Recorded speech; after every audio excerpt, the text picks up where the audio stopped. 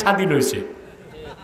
আর আমি বলি দেশ ৭১ও স্বাধীন হয় নাই, এখনো স্বাধীন হয় নাই, স্বাধীন হওয়া বাকি আছে।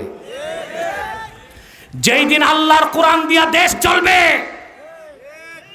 যেদিন আমার সংবিধানের প্রধান কনসেপ্ট হবে আল্লাহর সার্বভৌমত্ব, আল্লাহর রুবুবিয়ত, সেই দিনই বাংলাদেশ স্বাধীন হবে।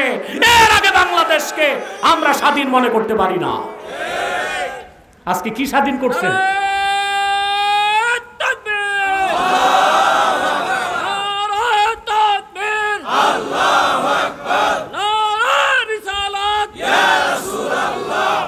সম্মানিত সুধী, বাধা দেন কেন?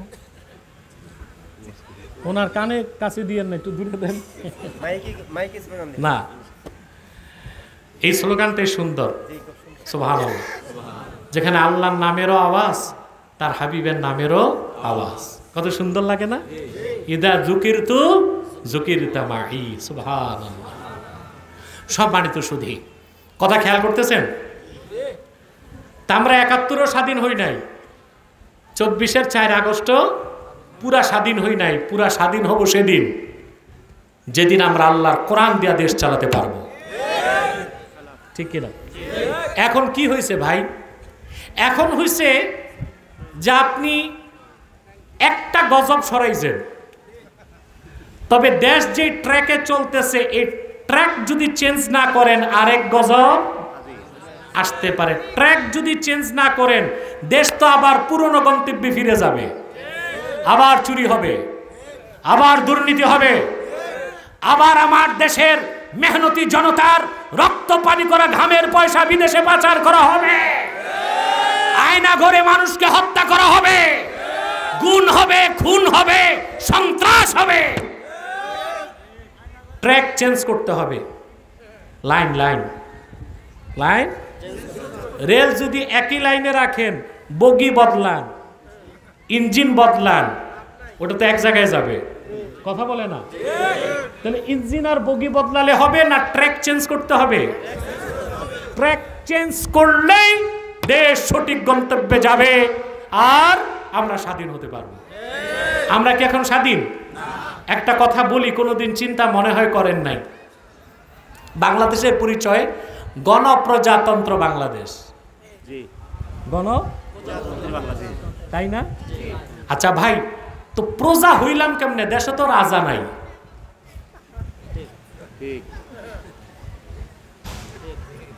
আপনাদের দেশে এত বুদ্ধিজীবী, এত জ্ঞানী গুণী দার্শনিকের তো অভাব নাই। বুদ্ধি গজ গজ করতে করতে চুলগুলো সব পড়ে গেছে তাদের। তারা আমাদের ব্যাখ্যা দিল না, যে দেশে রাজাই নাই তো প্রজা হয় কেমনে?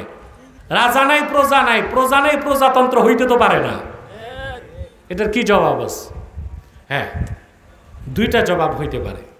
একটা জবাব হচ্ছে, ব্রিটিশরা যখন আমাদেরকে শাসন করত, তো রাজা থাকতো বিলাতে। কোথায়? আর বাংলাদেশ, পাকিস্তান, ভারত, নেপাল, ভুটান, শ্রীলঙ্কা এগুলো ছিল কলোনি, ঔপনিবেশ। ওখান থেকে রাজা শাসন করত, আর এইখানে শাসনকার চালাতো লর্ড, গভর্নর, ঠিক না? ৪৭-এ ইংরেজদেরকে ঝাড়ু আর জুতা দিয়া পিটায়া এদেশের মুসলমান তাড়াইছে। কিন্তু আপনারা জানেন না, ৪৭-এ পুরাপুরি স্বাধীনতা আমরা পাই নাই। তার কারণ তখন ৪৭-এর পর থেকে আমরা কমনওয়েলথের সদস্য হয়ে গেছি। কমনওয়েলথ হচ্ছে ব্রিটিশ রাজত্বে ছিল যে দেশগুলো, বর্তমানে কিছুটা হলেও ব্রিটেনের আনুগত্য করে, ওগুলোই কমনওয়েলথে জায়গা পেয়েছে। তা আমাদের বাংলাদেশটাও কমনওয়েলথের সদস্য, এই জন্যই মনে হয় আমাদেরকে প্রজা মনে করে ওরা। দ্বিতীয় ব্যাখ্যা, রাজা নাই, রাজার জায়গায় আমরা জায়গা দিছি সংবিধানকে। তো যেভাবে মানুষ রাজাকে মেনে প্রজা হয়, ওইভাবে আমরা সংবিধানকে মেনে প্রজা হয়েছি। এই জন্য আমাদেরকে বলা হয় দেশকে প্রজাতন্ত্র, কথা বলে না? এখন এই সংবিধান এটা তৈরি করছে কারা? প্রজারা, কথা বলে না? তো রাজা বানাইছে প্রজায়, কথা বলে না? এটা হয়ে গেল হিন্দুদের দেবদেবীর মতো। সরস্বতী, গণেশ, লক্ষণ, কার্তিক, এগুলো হিন্দুরা নিজ হাতে বানায়, তারপর খোদা মনে করে সাজদা করে। কথা বলে না। তা আমরাও আমাদের হাতে প্রজারা সংবিধান বানায়া রাজার মতো সম্মান করতেছি। তো এখানেও কাজটা পত্তলিকদের মতো শেরকি কাজ হয়ে গেল না? কথা বলে না। যেদিন এই প্রজাদের তৈরি সংবিধান বাদ দিয়া কোরআন সুন্নাহ ইজমা কিয়াস দিয়ে সংবিধান বানাতে পারবো, সেদিন বাংলাদেশ স্বাধীন হবে, সেদিন বাংলাদেশ সমৃদ্ধ হবে, সেদিন বাংলাদেশ বিশ্ব দরবারে মাথা উঁচু করে দাঁড়াতে পারবে। আর সেটা খেলাফত ব্যবস্থা ছাড়া কখনোই 100% সম্ভব হতে পারে না। তো যেদিন খেলাফত প্রতিষ্ঠিত হবে আমরা মনে করব সেদিন দেশ স্বাধীন হয়ে গেছে।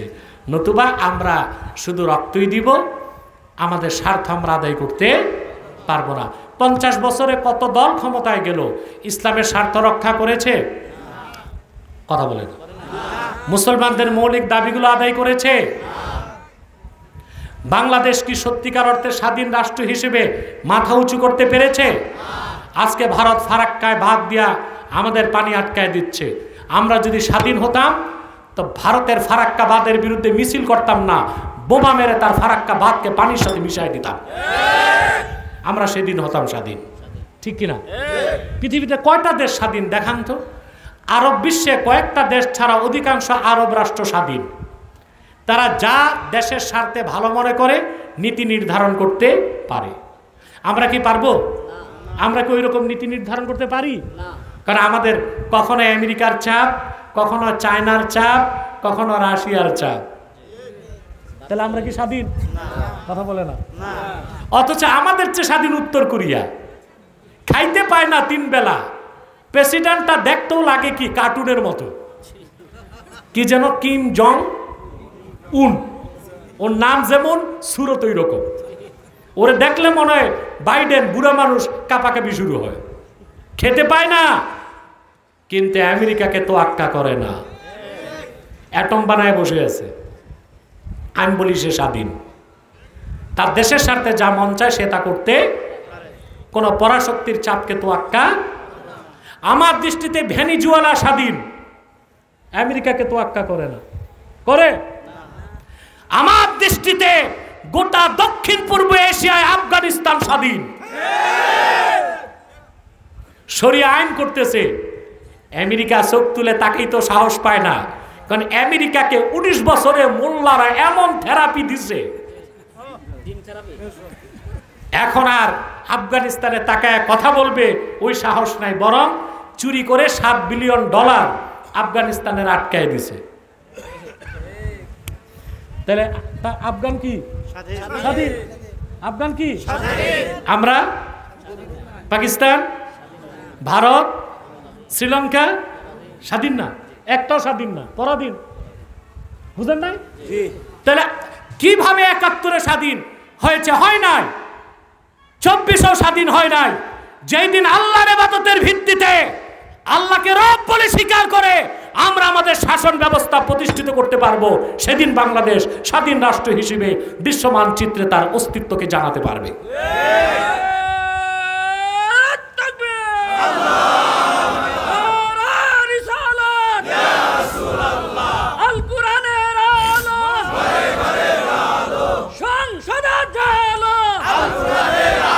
সম্মানিত সুধী।